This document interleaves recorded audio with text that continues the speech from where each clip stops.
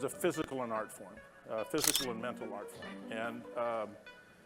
And I am so lucky that I got to do it for 20 years at a high level. And I think about, in some of my quiet moments, I think about games that I had, et cetera, and how much I love doing what I love to do. Anyway, from that reason, I'm very proud. Anyway. That question haunted baseball for decades because of one specific moment in June of 1977. The Mets made a trade that shook the sport to its absolute core and changed the franchise forever. They sent away their greatest pitcher for 4 players nobody remembers: Pat Zachry, Doug Flynn, Steve Henderson, Dan Norman. This was not a fair trade. Everyone knew it immediately. The New York Times would describe them as 4 players of far less magnitude. The switchboards at Shea Stadium lit up with thousands of angry calls from devastated fans. Fans had supported this team since 1962, when the franchise was an embarrassing joke. They had watched Seaver transform them from laughingstock into champions. Now he was gone forever. Banners reading Grant's tomb appeared in the stands, mocking the owner M. Donald Grant, who made this terrible decision. Fans were furious beyond words. They understood what they had lost more than anything. They understood that something irreplaceable was gone from their team. But the deepest wound came from inside the clubhouse itself. Bud Harrelson, Seaver's closest friend and roommate, was weeping openly at his locker. Not just sad, weeping. Tears running down his face, his body shaking. For the men who played alongside him every single day, this was not a business transaction. It was a death in the family. It was a betrayal of the highest order. It was an invasion into their brotherhood. The trade felt personal. If a trade felt like a funeral, if a trade prompted grown men to cry openly in front of teammates, what kind of pitcher was this guy? What kind of person inspired that kind of loyalty and love? What made Seaver so important that losing him felt like losing a brother? If you are enjoying this deep journey into why Tom Seaver mattered more than almost anyone else in baseball history, hit the hype button and let this story reach more fans who want to understand true greatness in sports. Here is the truth about greatness in baseball and in all sports. It is not always about the fastest arm or the loudest presence or the biggest ego. Sometimes it is about something quieter and more powerful. Something that demands respect through excellence and consistency. Seaver embodied that truth across his entire career: 311 wins, 3 Cy Young Awards, 3,640 strikeouts, a 2.86 earned run average. Those are the statistics. Those are the objective measures. But numbers alone do not explain why Hall of Famers wept when he left New York. Numbers alone do not explain why a pitcher could make blind men feel something profound just from hearing him work. Numbers alone cannot capture the essence of who he was. The real story is about how legends saw him, how they spoke about him in private conversations, how he changed them as competitors and as men, how he defined excellence, how he represented perfection. Number 8. Jerry Koosman pitched in the shadow of a colossus his entire career with the Mets and became one of the best left-handed pitchers. Koosman was a great pitcher himself, a left-handed ace who won big games, a pitcher who helped win the World Series. But he understood something profoundly important about his place in baseball history. When Seaver left New York in 1977, Koosman was furious. He did not express sadness. He expressed rage. He expressed anger at management for taking away his partner. He said something that cuts right to the heart of the entire story. He said working without the best player on your team was getting to him. Koosman meant it deeply. He was not speaking in metaphor or exaggeration. He knew that without Seaver, the Mets had lost their soul completely. That is not something you say about a regular Hall of Famer. That is not something you say about just another great pitcher in baseball. That is something you say about a transcendent figure, someone irreplaceable. The partnership between these two pitchers had defined an entire era of baseball. Now one of them was gone forever. The remaining pitcher felt incomplete without him. Koosman understood that everything had changed. Number 7. Bud Harrelson was the undersized shortstop who became Seaver's roommate and closest friend on the team. These two men were not just teammates who happened to live together. They were brothers in the truest sense. They were family. They supported each other through everything. Seaver credited Harrelson with saving games through his spectacular defense. He famously stated that they simply do not win 2 pennants without him. There was genuine gratitude and respect in that statement. When Seaver was speaking about Harrelson, you could hear the love in his voice and feel the respect. But on June 15th, 1977, when the news broke that Seaver had been traded away, Harrelson could not hold it together. He could not be professional about it. He could not smile and pretend it was okay. He wept openly at his locker. Teammates saw him. Other players witnessed his grief. Veterans witnessed an experienced player breaking down emotionally. That image became the defining emotional symbol of the Midnight Massacre. The family had been torn apart by management. A shortstop crying for his brother. A friend separated from his best friend. A team separated from its soul. That is what this trade meant to the men who knew Seaver best. That is what his presence meant to them. That is how much he mattered to everyone around him. Number 6. Nolan Ryan was a young, wild flamethrower in the late 1960s. He threw incredibly hard but could not control his natural talent. He was struggling to find his way in baseball, trying to harness the raw power that made him both exciting and dangerous. Coaches did not know how to help him. Other pitchers could not relate to his wildness. But Seaver saw something in Ryan. He saw potential where others saw only uncontrolled velocity. He took Ryan under his wing. He treated Ryan like a little brother. He mentored him personally over time. He taught him what it meant to be a professional pitcher in the major leagues. He showed Ryan that raw talent alone was not enough to succeed, that you needed discipline. You needed a plan. You needed to think about your craft constantly. You needed to be smart about pitching and reading hitters. This relationship would have lasted their entire lives. They would have remained close through everything that came after. They would have told stories about each other for decades. They would have attended each other's Hall of Fame inductions. But in 1977, a newspaper columnist named Dick Young weaponized this friendship deliberately and maliciously. Young was fighting to protect management interests. Young wrote a nasty piece claiming that Seaver was jealous of the contract Ryan had signed with the Angels. Young dragged their wives into it. He said Nancy Seaver and Ruth Ryan were very friendly. He said Seaver had long treated Ryan like a little brother, and that this galled him because Ryan was making more money. This accusation was brutal. It turned a beautiful mentorship into something petty and ugly in the public eye. The personal bond between these two men was being used as ammunition. Young was not attacking Seaver's labor position directly. He was attacking Seaver's character by weaponizing his family relationships. He was invading his privacy. This specific insult to Seaver's wife and to his friendship with Ryan was the final straw. This was the catalyst that made Seaver demand to be traded, effectively ending his Mets career. Number 5. Pete Rose was a competitor who respected other competitors above all else in baseball. He understood what it took to compete at the highest level of professional baseball. In 1973, Rose's Reds and Seaver's Mets engaged in a brutal playoff series that tested both teams and both players. There was a famous brawl between Rose and Harrelson.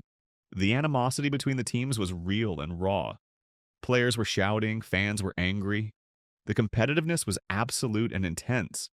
But through all of that intensity, something remarkable existed between Rose and Seaver. They maintained something deeper than rivalry.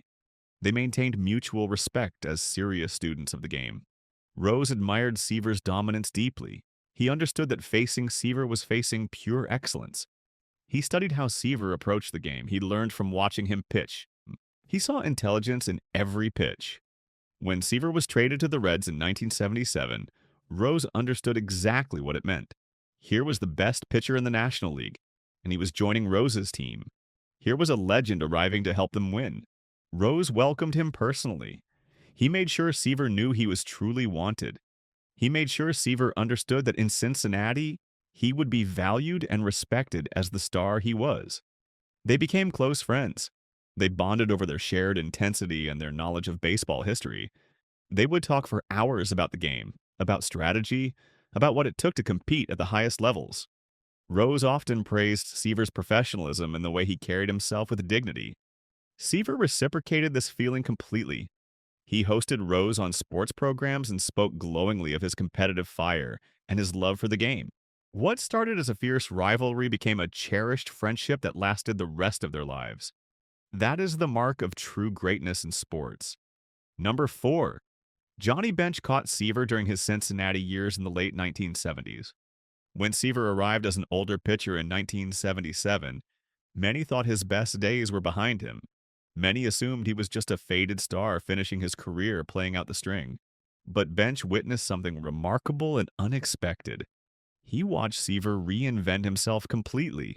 The blazing fastball of the late 1960s had faded significantly. Seaver no longer threw with the youthful velocity he once possessed, but the drop and drive mechanics remained absolutely perfect and clean. They were unchanged. Seaver built an entirely new arsenal around those mechanics carefully. Breaking balls, change-ups, location precision, timing, and rhythm. Bench called Seaver the best pitcher he caught over any period of time.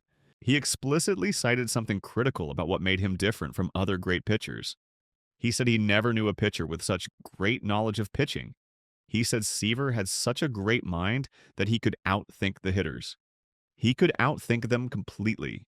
That is the highest compliment one pitcher and catcher can give to another. It is not about raw velocity or physical gifts. It is about understanding the game at the deepest intellectual level.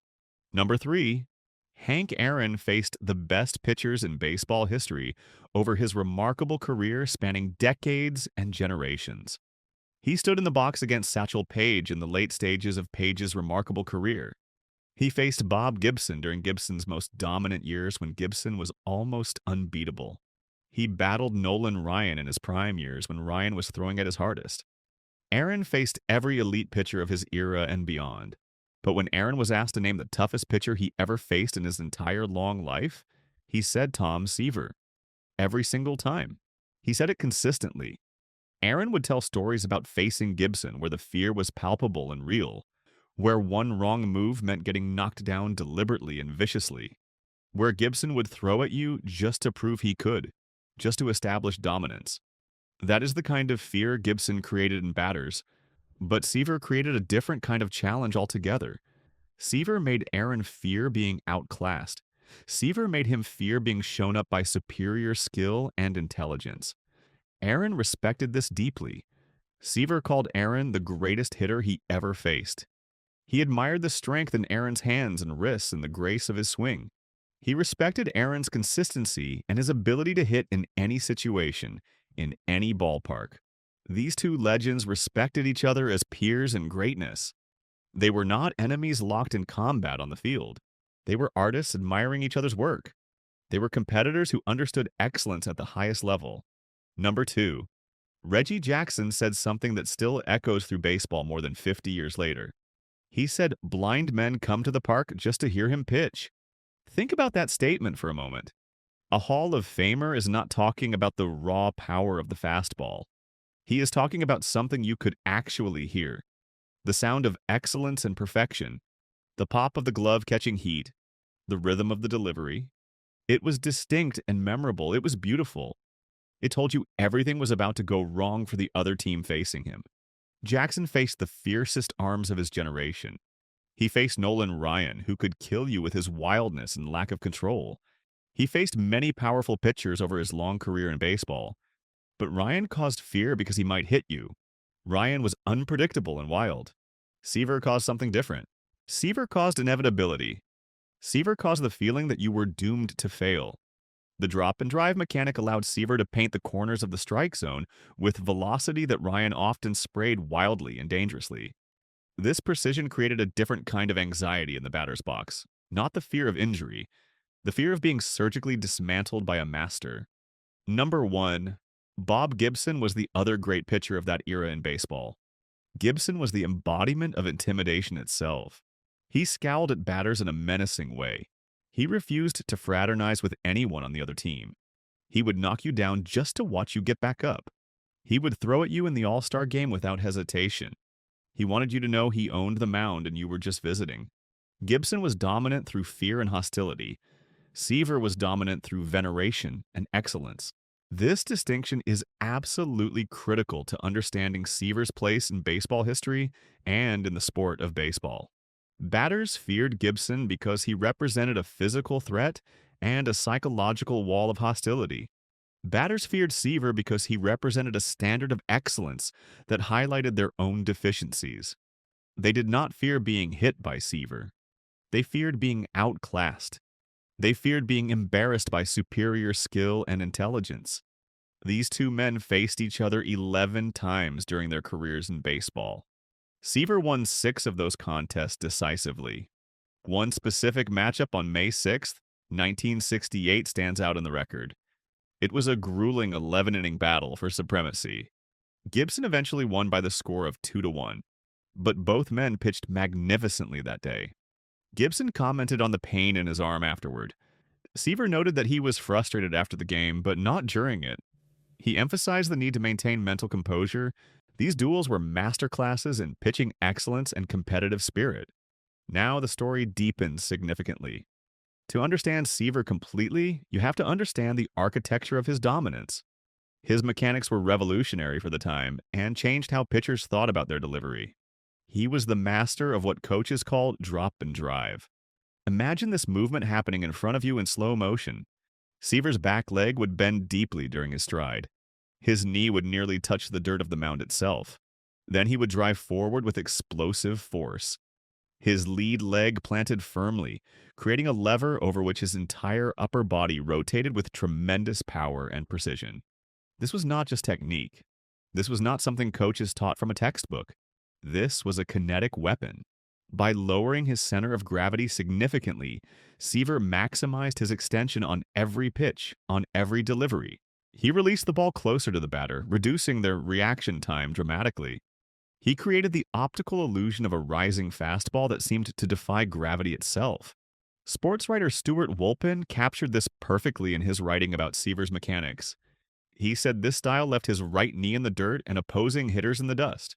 That vivid image captures the inseparable link between Seaver's form and his function. That is the hallmark of excellence in pitching. That is biomechanical mastery. The drop and drive required tremendous physical strength and dedication. Unlike pitchers who relied on height and gravity for velocity, Seaver used the sheer strength of his legs. He maintained a rigorous running program religiously. He viewed his legs as hydraulic pistons essential to his craft. This commitment allowed him to pitch effectively into his 40s. He logged 16 seasons with 200 or more innings pitched. That is a feat of endurance that earned the respect of every workhorse in baseball. His delivery was so efficient and clean that even as his raw velocity diminished with age, he could reinvent himself. He could rely on breaking balls and changeups in precise location. His delivery was designed for a career, not just a prime competitive window. The intellect was equally important to his physical gifts. If Seaver's legs were the engine, his mind was the steering wheel. He earned the nickname Cerebral Assassin because of his meticulous approach to pitching. He separated himself from pitchers who just threw hard. He was a pitcher who thought about every pitch, every decision. He famously distinguished between pitchers and throwers, understanding that they were fundamentally different types of athletes. That adaptability was a recurring theme in praise from his peers throughout his career. Johnny Bench emphasized this mental aspect constantly. He said he never knew a pitcher with such great knowledge of the game and of pitching. Seaver had such a great mind that he could outthink the hitters, could see 2 or 3 pitches ahead. That is playing chess at 95 miles per hour. While other pitchers relied on overwhelming stuff to mask mistakes, Seaver used pattern recognition and psychological conditioning. He studied every batter he faced. He understood tendencies. He understood what each hitter feared most. He was always thinking, always preparing, always planning the next pitch before throwing the current one. One anecdote from Ron Darling illustrates this perfectly. In a game against the White Sox, Seaver found himself in a jam, with the bases loaded and nobody out. The pitching coach Dave Duncan visited the mound. Duncan was concerned that the aging ace was tired, was running out of energy. Seaver assured him he was fine, he had a plan. Then something remarkable happened. Seaver threw 2 pitches wildly out of the zone. The batter looked completely fooled, wondering what was happening. Then Seaver threw a perfect changeup for a strike. The batter was out. When Duncan later asked about the wild pitches, Seaver revealed they were intentional. He had missed with the first 2 offerings on purpose, purposefully. He set up the batter's reaction to the final pitch. This level of foresight is astounding. To risk walking in a run to guarantee a strikeout demonstrates confidence and strategic depth. This was not an accident. This was a calculated decision made under pressure with bases loaded. Seaver understood the batter completely. He knew exactly what he was thinking. He knew the batter was confused, and he exploited that confusion perfectly. Seaver's intellectual approach extended beyond individual pitches. He pored over scouting reports constantly and obsessively. He kept detailed mental logs of every batter he faced. He believed that hitters fall into patterns, and his goal was to identify that pattern and disrupt it. He would study tendencies and weaknesses. Ted Simmons of the Cardinals noted that while others threw as hard, as far as total command of what he is doing, nobody is better than Seaver. This preparation was also defensive in nature. Seaver was acutely aware of the game situation at all times. He knew where base runners were. He understood the scoreboard and what situation he faced. In an all-star game facing the massive Frank Howard, Seaver noticed his infielders backing up in fear. He realized that a line drive could kill someone. He calculated that he had to pitch Howard inside to jam him, protecting his teammates as much as the scoreboard. This awareness of the total field of play, this thinking about all aspects of the game, defined his cerebral reputation. The tragic chapter of Seaver's career began with management conflict. The very qualities that made Seaver great made him a target for Mets chairman M. Donald Grant. Grant was a patrician figure who believed in absolute authority of ownership. He resented Seaver's nickname, the franchise. Grant grumbled that nobody should call Seaver that because Mrs. Payson and he were the franchise. Grant viewed Seaver's role as player representative and his advocacy for free agency as insubordination. In private, Grant referred to Seaver as a communist. That was a charged insult in the 1970s. Grant had a mouthpiece named Dick Young. Young was a powerful columnist for the Daily News who served Grant's interests. Young had long been a critic of the modern athlete. He focused his ire on Seaver. The campaign was personal and relentless. Young portrayed Seaver as greedy, ungrateful, and a crybaby for demanding a salary commensurate with his value. Then came the column that changed everything. Young weaponized Seaver's friendship with Nolan Ryan and the fact that Ryan's wife and Nancy Seaver were close friends. This was calculated humiliation. This was an invasion of privacy. Seaver felt betrayed that his personal bond with Ryan was being weaponized by the media to protect management interests. On June 15, 1977, the Midnight Massacre occurred. Seaver was traded to the Cincinnati Reds. The return was Pat Zachry, Doug Flynn, Steve Henderson, and Dan Norman. The New York Times described them as four players of far less magnitude. The reaction was immediate and visceral. The Shea Stadium switchboards lit up with angry fans calling. Banners reading Grant's tomb appeared throughout the stadium. But the most poignant reaction came from the players themselves. In his farewell press conference, a tearful Seaver mentioned the people he would miss. He said Buddy Harrelson, Jerry Koosman, Jerry Grote. People you have love and respect for, he did not mention management. He did not thank them. The trade decimated the Mets fundamentally. Peers viewed it not just as a bad trade, but as a moral crime against a loyal player. A. Bartlett Giamatti, later baseball commissioner, wrote that Grant traded Seaver because Grant wanted to cross the line between employee and equal. What Grant could not abide was that Seaver was a man, a real person with dignity and rights. Giamatti understood the deeper issue at stake. This was about power. This was about control. This was about an owner who could not accept that his greatest player was also his equal. Seaver's conflict with Grant was part of his broader role as a labor leader and advocate for players' rights. Seaver was a staunch supporter of Marvin Miller, the executive director of the Players' Union. Miller revolutionized baseball by dismantling the reserve clause and fundamentally changing the sport. At a time when superstars hesitated to challenge the status quo, Seaver used his capital to advocate for the union. He declared that Marvin's exclusion from the Hall of Fame was a national disgrace. He understood the historical weight of the labor movement. He knew that modern player freedoms were built on battles fought by Miller. He was willing to put his career on the line. Seaver's leadership extended into the 1981 player strike. He remained a vocal player representative. He publicly criticized the owners' negotiating tactics. He said the owners are taking a very destructive position, very disturbing. If they are trying to alienate the players, they are doing a good job, but they are working with competitive individuals. That quote reveals his deep understanding of the player psyche. He warned that fierce competitiveness would be turned against them at the negotiating table. He was right. The players held firm, and the union proved stronger. In Cincinnati, Seaver joined established stars and legends: Rose, Bench, Morgan, Foster. He was embraced as the final piece of the puzzle. Far from being an outsider, he was welcomed warmly and completely by the team. Johnny Bench witnessed Seaver reinvent himself completely and successfully. No longer the flamethrower of 1969, Seaver became a master of changing speeds and location, of deception and craft. In 1978, Seaver threw his only no-hitter while wearing a Reds uniform. This feat had eluded him in New York. The imperfect game against the Cubs had been broken up in the ninth inning. Now, finally in Cincinnati, he had conquered this major goal. The Reds' years solidified his friendship with Rose and Bench, creating a powerful bond between the stars of the 70s that lasted forever. They respected each other deeply. They understood each other's commitment to excellence. Seaver's journey took another turn in 1984. After returning to the Mets in 1983, he was left unprotected in a free agent compensation draft and exposed to other teams.